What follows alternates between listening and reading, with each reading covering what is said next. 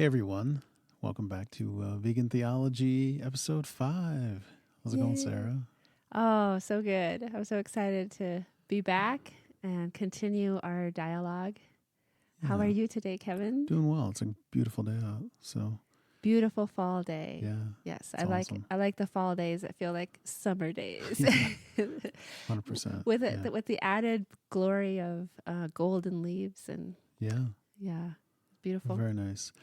So yeah, we're all theologians in one way or another, and theology is best done within community, right? Because my ideas bump up against your ideas, and we can think the whole idea of iron sharpening iron, right? Yeah. So we definitely come to this always with a great sense of humility, knowing that whenever we talk about God, we're probably misspeaking more than we'd like to, Yeah. because God is incomprehensible in so many ways, and to pretend that we have a handle on who God is hubris and Right. heretical. So, but it's still what we're called to do, and so we want to do it faithfully in community with all our listeners, and so yeah, it's very humbling and exciting. Yeah, and that just reminds me, there was some theologian, I'll have to look up the quote, but he said basically that each generation has to do its own theology. And if you think about what theology is, I think it is us working out our faith in the world that we're living in. And so I think a lot of times we have these concepts that have come down from Augustine and Luther and Wesley and whomever, and we feel like we need to hold on to those. And not that we don't, but at the same time, one of the things we're learning, especially when it comes to studying the Old Testament and the ancient Near East, is that in the last 150 years, there's been a lot of uncovering of ancient Near Eastern texts. Like I think John Walton had said almost 1 million texts have been uncovered in the last 150 years. So this is information that, John Calvin didn't have, that Martin Luther didn't have, that Augustine didn't have. So we have the benefit of that. And so it helps us understand better our Old Testament if we can understand the mindset and the worldview, and a word that John Walton uses, cultural river of the ancient Near East. Yeah. So it's like we can salute those who've gone before us. We stand on their shoulders, and yet we can also, as new, scholarly activities and unearthing these manuscripts and stuff comes to light, we want to use every tool available to us. Correct. So yeah. But yeah, we've been setting up a framework, I think is your word, Kevin. Yeah, I think of this kind of as a framework, what we're trying to do with this vegan theology, something we can refer back to. And I think where we are right now is understanding how God created this world. And of course, we've said that this creation is a reflection of God's character. And God had an intention when he created the world. And that intention kind of got disrupted. And we're going to talk about what that disruption is. It's chaos. And we'll get to that. It's disorder. But God's intentions have not changed. God will continue to fulfill his intentions, or a lot of times we use the word his will, but it's his intentions. He created a perfect system in Eden, and he charged humans with expanding Eden across the planet, and that Eden is a temple. And guess what? When we're all redeemed and in the eternal state, it's going to be the new Eden, the new creation. The new Jerusalem will come down out of heaven and will be among men on the new creation. And we'll be living in material bodies, doing material things. And so God is going to fulfill his original intention that was in the original creation. Right. And a lot of times Christians think they're going to heaven. Well, if they are going to heaven, it's just a pit stop. Eventually, we're going to the eternal state, the new creation. And we'll have resurrected bodies, material bodies. It's not like our body's going to resurrect and then become spirit. We will have resurrected material bodies. And the new creation looks a lot like the original creation in terms of being a peaceful, well-ordered, creative, nonviolent, abundant place. There will be no predation. So I like this idea that you're setting up, that this foundation I think that we're trying to establish is that we know, I think we can ascertain a lot about God's character and God's intention by examining the creation story we have in Genesis. And we can also learn a lot when we see God's ultimate revelation for paradise, for when all things are ultimately redeemed, and what that's going to look like and how they look so similar. Right. Like you've often said, if we were just to focus on the first couple chapters of Genesis and the last couple chapters of Revelation and how all, and like draw out all the similarities there. So it's like, it's almost like these are two bookends Yes. that we're setting up, and again, revealing God's intention, God's character, and everything that happens in between those bookends in terms of the fall and the curse and sin, and how God meets humans in our human fallen condition throughout human history. Like everything that we see there should come under the umbrella or some whatever word you want to use of these two bookends. Right. Right. Yeah, and if you're curious, there are some theologians who are speaking in these terms. A big one is G.K. Beale, John Walton, N.T. Wright, and J. Richard Middleton, just to name a few. So this is, they're doing biblical theology, and they are bringing this out. They're really starting to emphasize this. And we're starting to see it. There's another series of books. You can look it up. It's called Short Studies in Biblical Theology. And you can look at those books and you'll see there's like a theme, and they are just tracking that theme throughout the entire Bible from beginning to end. And so those are very interesting books to check out. So anyway, those, if you're curious for more, we can put some of those titles in our notes, but that's just something to think about. So Yeah. with that in mind, these bookends in mind, that God is going to fulfill his original intentions and purposes for creation, we need to get into the Hebrew mind and the ancient Near Eastern mind. And from John Walton, we get the idea that in the ancient Israelite mind and also in the ancient Near Eastern mind, the highest value they had was order. Mm. And like in our system, like he compares their system to our system. Like we're more science-based, we're more rational-based, more modern, Material minded. very material-minded. And we see the world in terms of good and evil, maybe even that power structure, but good and evil, right? Where we think in those terms. The ancient Israelites did not think in those terms. And so they had three forms. They worked within a tripartite system. There was non-order, there was order, and there was disorder. Non-order was like, for instance, in Genesis, the early verses of Genesis where it says the earth was formless and void. That's non-order. And then when God starts creating, he starts bringing order to a non-order system. He starts incorporating the sea or separating the sea from the land, the sky from the sea, these kinds of things. That's him. That's God establishing order. Now, in that system, there was no material creation happening. It was really all the material in the world, the earth, was already there. Right. It's created. almost like we look at the text and we're like, tell us about how you manufactured all these material things. Tell us about all the things that God created.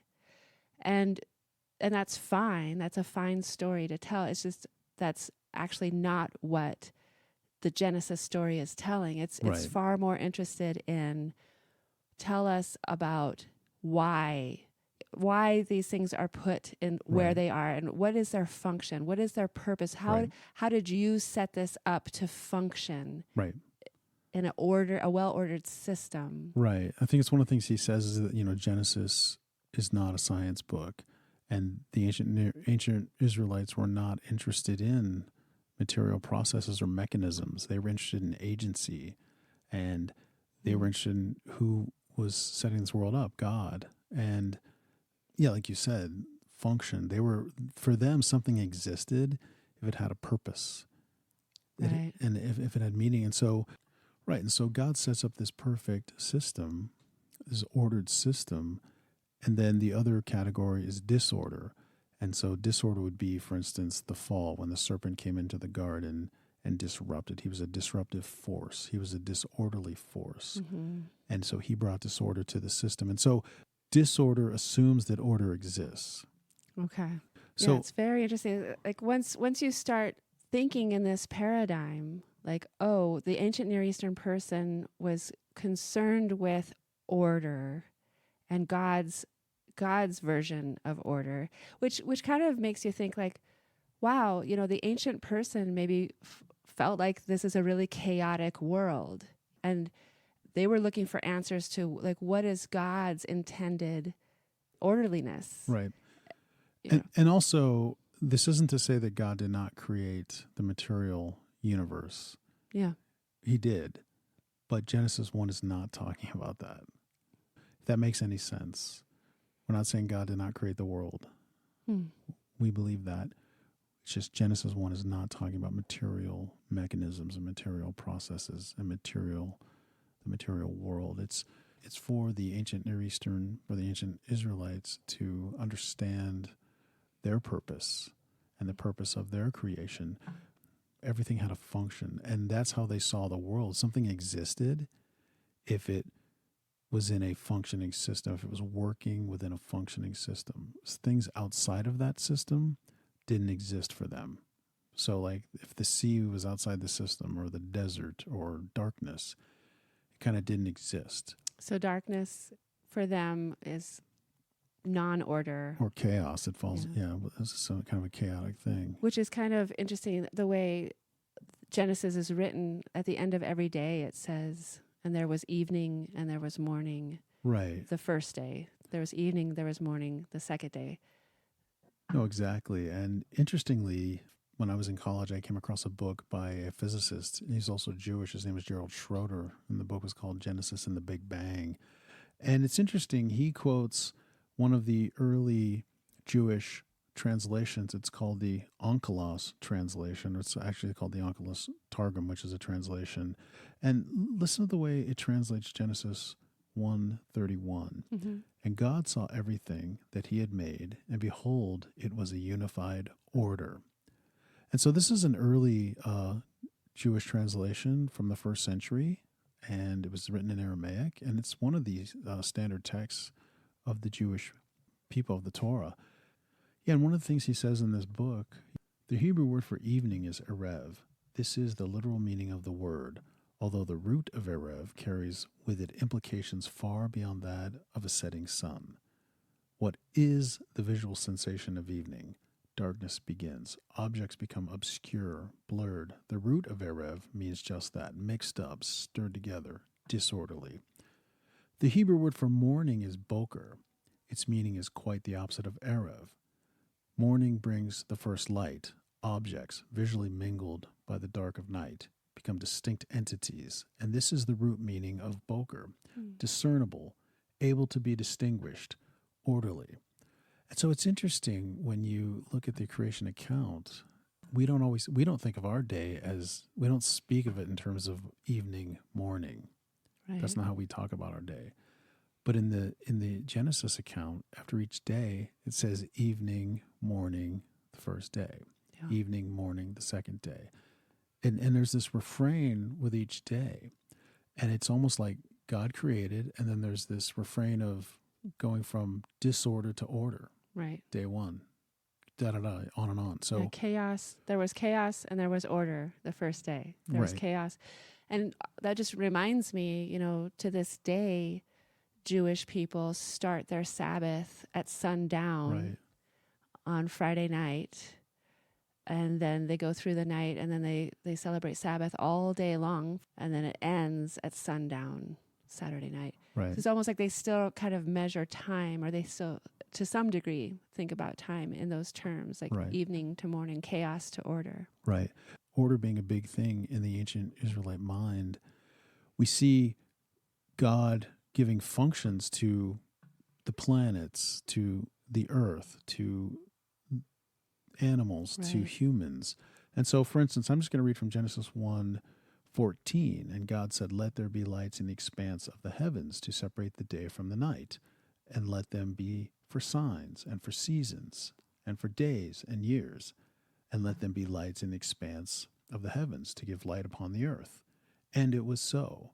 And God made the two great lights, the greater light to rule the day and the lesser light to rule the night. and the stars. And God set them in the expanse of the heavens to give light on the earth, to rule over the day and over the night, and to separate the light from the darkness. And God saw that it was good, and there was evening, and there was morning, the fourth day. So there you see God is giving functions to the sun and the moon and the stars, that they're to count the days and the seasons. They're to be used for signs, and they're also to light the earth and to, give the moon giving a light at night. So these are functions that the ancient Near Eastern mind, the ancient Israelite mind would have understood. Right. What are some of the other functions that are named in the days of creation, do you think? Well, in verse 11, the earth is to sprout vegetation, Like plants. the dry land. The dry land, yeah. So the function of dry land is to provide all the green growing things. Right, to provide our food. And the green growing things function is to be our food. Right. Okay. And then if we go down to verse 20. Yeah, so what are the functions that we could discern from the text in terms of non-human animals? Well, I think here, this says, let the water swarm with swarms of living creatures, and let the birds fly above the earth across the expanse of the heavens. So God created the great sea creatures and every living creature that moves. I think animals are meant to be animals. And there's even an allusion in Genesis 2 that they are possibly companions to humans. Right. Yeah, so it's almost like the function of a bird is to be a bird. Right. The function of the sea creatures is to be sea creatures. Right. Like to thrive. To reflect the variety that is God. Yes, to thrive, to be who they are, who they were created to be. Exactly. So that's so different, right, than our kind of human-centric, anthropocentric, once again, idea of what animals are for. Right. The function of animals in our mind, our modern mind, compared to the function that's revealed in the text, which is it's so much more about let a giraffe be a giraffe. Let a horse be a horse. Let a chicken be a chicken. Right. Exactly. Let them thrive. Let them enjoy this abundance that is the Garden of Eden. And then for humans, he charged us with the image, which we've talked about. And the image is not some psychological or physical or physiological property within us as humans, but it's actually our charge. It's our commission to be, in Walton's words, as image bearers, we are order producers. And when it says to subdue and rule, he's saying that as an ordering process. We are to order.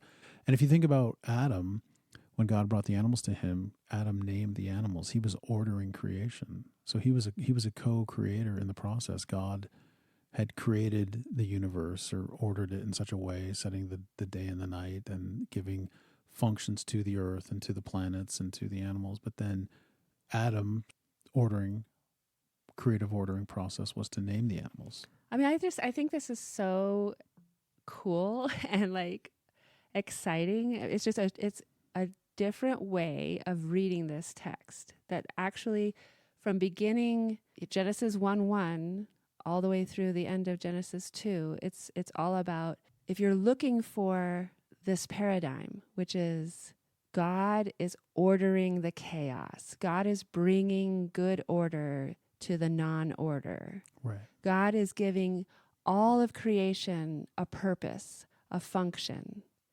And when you actually look at what the functions are, they're so life-giving. Right. They're so it feels so positive. But every day that God creates, there's a function there. There's a purpose there. There's a goodness there. Right. And then all the way down to we've already kind of laid a solid foundation for what is the human function. The image of God is to be God's substitutes, like we said. Right. The image of God is to take responsibility, to take domain, or to let creation be our domain in terms of let's now be God's representatives. Right, and I like the word substitute because you are a teacher, and if you ever have a substitute, you leave notes for them, and your expectation is that they will continue on the work that you're doing. And I know a lot of times we think substitutes aren't as awesome as our teachers, and we have a study hall or something, they don't really do the work, but some substitutes do. But your expectation is that they would carry on your work when you're not there. Definitely, sure. And long term, if there's a long term substitute, then that is what they have to do. But what's interesting to me, and I love this whole order, non-order, this what we might call chaos to cosmos being order, chaos being disorder or non-order. But I love this if you think about John, the Gospel of John, the very first opening chapter. It talks about the Logos, right? And a lot of times as Christians, we just call it the Word, and that is a translation of Logos, word, but it's also reason or plan. Now, this is interesting because I see this as, and this is one definition from Britannica, is it says the divine reason implicit in the cosmos, ordering it and giving it form and meaning. That's Oxford's or Britannica's definition for logos. For logos. Say that again. It says the divine reason implicit in the cosmos, ordering it and giving it form and meaning. And so that's fascinating because that definition of logos, which is a Greek idea, is resonating with what we're talking about here in the Old Testament text, this ancient Near Eastern understanding of order. And so what I love about this is this says something to me about God's character, that he created an ordered system. He created an ordered creation. It's nonviolent. It's peaceful. There's no predation. There's abundance. It's secure. It's safe. Yeah. It's all these things. And he gave us the charge of continuing it, of maintaining it. And this is something we haven't really talked about, but within an ordered system, there is an agent who needs to be maintaining it. Right. And I mean, and that's another thing that I think we've missed historically in the church is we see Eden as this perfect static condition, like God finished, it was done, it's perfect, nothing else, it doesn't need to be touched. Whereas the narrative we get from Genesis and God passing the baton to humans, as we've said, is that this order requires upkeep, maintenance. Right. It requires a continued effort on the part of humans to preserve it. right. To think of creative ways of creating order. Right. And I think that's one of our charges, is that we have to use our imaginations. We have to use our Christian imaginations to think of ways to continue our charge to bring order. And this is something that I think about we're going to get into in a future episode, but when we're talking about the bookends here, we're talking about the new creation. And what I've used also is use the term the goal of creation, like God's intentions are going to be fulfilled. But we should know that. Like we know, like I remember we just saw there was a theological lectureship at one of the churches in town, and a woman who's a PhD came in, and the whole topic was on Christian imagination. And we'll have to try and find the recording if we can, but the facilitator asked her a question of like, well, like what's an example of Christian imagination? I forget the exact question, but she almost kind of like fell flat. She didn't really have a response. And I thought, man, why can't you think about what it's going to be like in the new creation? Mm-hmm. There's going to be no animosity. There's going to be no violence. There's going to be no animals are going to, there's not going to be any predation. There's going to be abundance. Yeah. I mean, think about the goal and then think about our jobs as Christians today. It's not just believing things. It's actually doing things. It's like pushing back against the chaos. That is our charge. That is our commission, to push back against the chaos. And so use your imagination. Think about the goal of creation, where we're going to be in the new creation, what it's going to be like. And I think that is what we can bring to our current state. And I think, just as an aside, but you think about like when Jesus raised Lazarus from the dead, you can call it a miracle, but really what he did is he just brought the new creation into the present reality. Yep. That's what he did. Right. So, Yeah, and I just kind of want to go back just for a second, because one word that jumped out at me with that definition of logos was giving it meaning. I think the phrase was giving things meaning. form and meaning.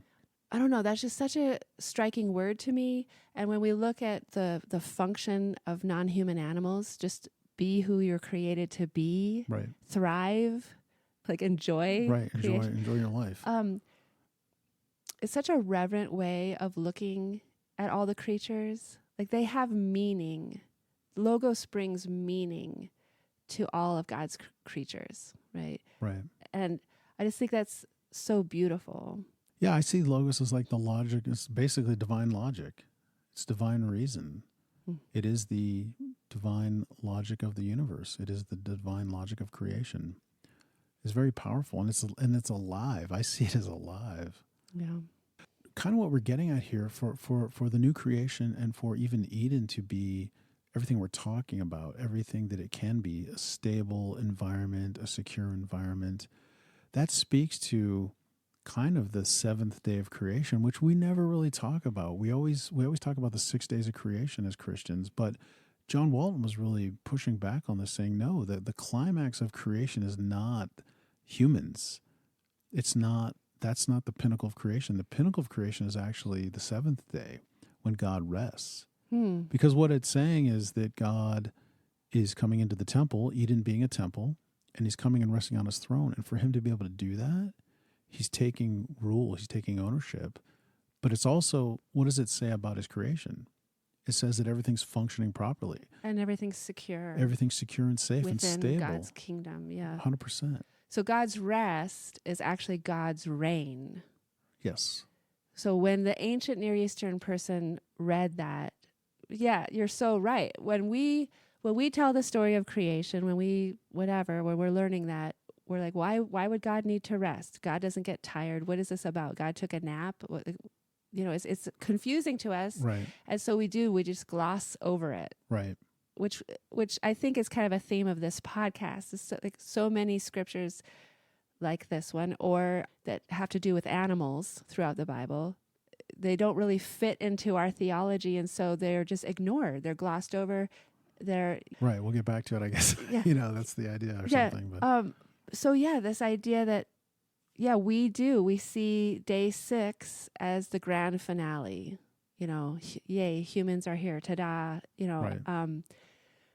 Where, this is such a different idea, that the way the ancient Near Eastern person would understand rest, God rests, is God sits on the throne and reigns. Right. And they would hear that as temple language. Yes.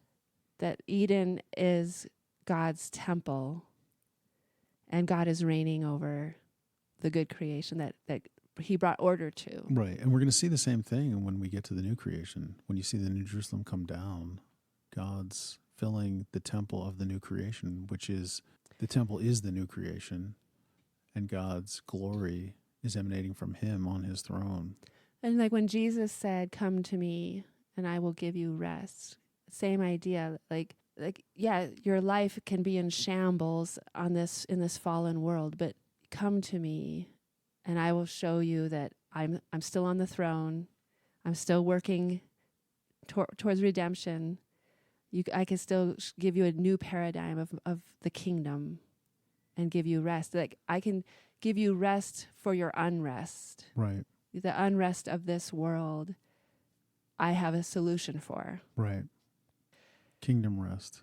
Yeah, which is very intriguing, and it also is something that we should be thinking in terms of like how we view Sabbath, how we view, the commandment to take a day and remember that God's on the throne. Right.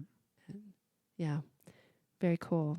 Yeah, so as we know, Genesis 3, disorder comes into the order, right? Yeah. And so from a book by Sidney Gradinus called Chaos to Cosmos, he says, with the fall into sin, the chaos of pain and suffering entered the world to the woman. And then he goes through the consequences of the curse, right, which is pain. to Adam, he says, cursed is the ground because of you. In pain you shall eat of it all the days of your life. Thorns and thistles it shall bring forth for you, and you shall eat the plants of the field. By the sweat of your face you shall eat bread till you return to the ground. For out of it you were taken, for you are dust, and to dust you shall return.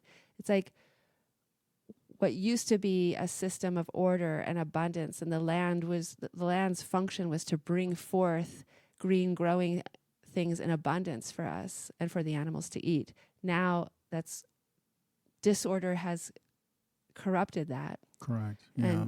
And now it's broken and it's not going to work very well. Right. And I was thinking about that too, like where we were saying that in a perfect system where things were ordered, there was still some agency necessary to maintain it. But can you imagine and this is where we are now. This is what we know now. We are living in a fallen world. We are living in a disordered world. And so even God states there that we will strive harder to just maintain normal. Yeah. And the funny thing is, that's all we've ever known is this striving. And so like there's forces working against us all the time. All the time. Yeah.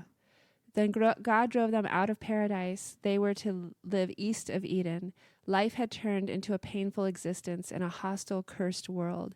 The blessed cosmos of paradise had turned into chaos, or we could say, in Walton's language, the order had turned into disorder. Not the original non-order of Genesis 1, verse 2, but now an evil, chaotic world struggles between animals and animals, between animals and humans, between husband and wife, between nature and humans, and between humans and God. So we got the non-order before God started ordering, and then we get this beautiful ordering, and everything is given a function, a beautiful function and a beautiful purpose and meaning. And then we get disorder, which has come in, and now there's all of this animosity and tension and scarcity. Right. And so I feel like we we'll get to this in future episodes, but we as Christians today, if we're pushing back against chaos, what is that like? And we'll get into this, like what is our job? Again, I don't believe it's just believing the right things. It's actually pushing back against chaos. By even being vegan, you are saving so much. You are spreading peace. You are pushing back against violence. You are saving water resources. And we can go down the list of all the things just by all, everyone's run the statistics, but all the things you save, all the water resources, the climate, the ecology, the animals' lives, the animal, everything. So anyway. Yeah. Yeah. And I'd like to share something I was reading by Andrew Lindsay, who I believe has passed away now, but he was an Oxford professor at Oxford, theologian. Yeah. And I know that there is a documentary about him coming out soon. He devoted his career to studying the theology of animals and defending animal rights. And so I'm very excited to learn all I can about him and see that documentary.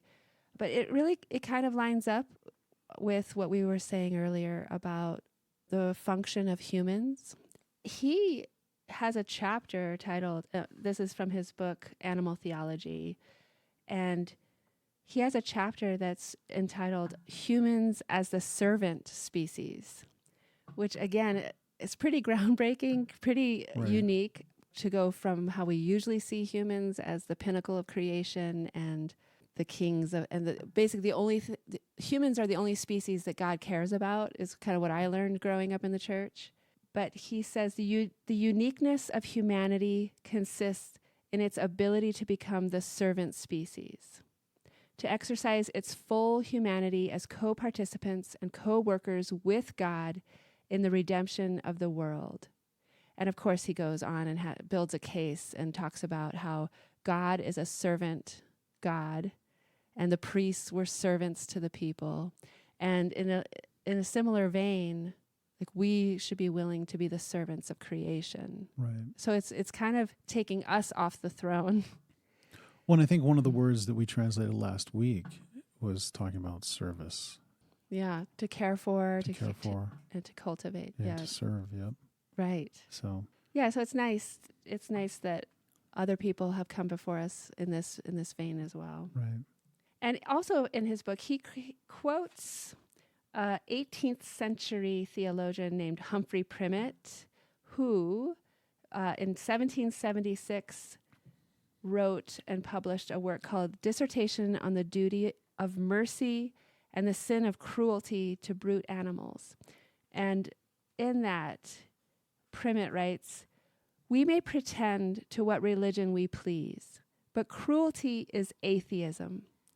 We may make our boast of Christianity, but cruelty is infidelity. We may trust to our orthodoxy, but cruelty is the worst of heresies." Wow. It's pretty potent. Cruelty is atheism. Cruelty is the worst of heresies. Cruelty is infidelity. Right. And see, for me, everything we're talking about right here, cruelty is not order.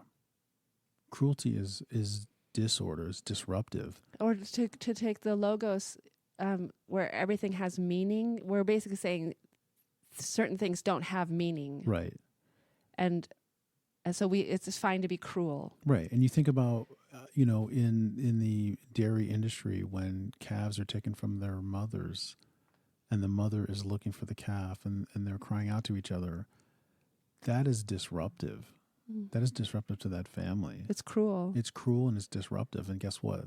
That's disorder. That's chaos. And our jobs as Christians is not to be spreading chaos, but to be spreading cosmos. In fact, order. it's heresy to do so. Yeah, according to that. Yeah. No, that's a very interesting quote.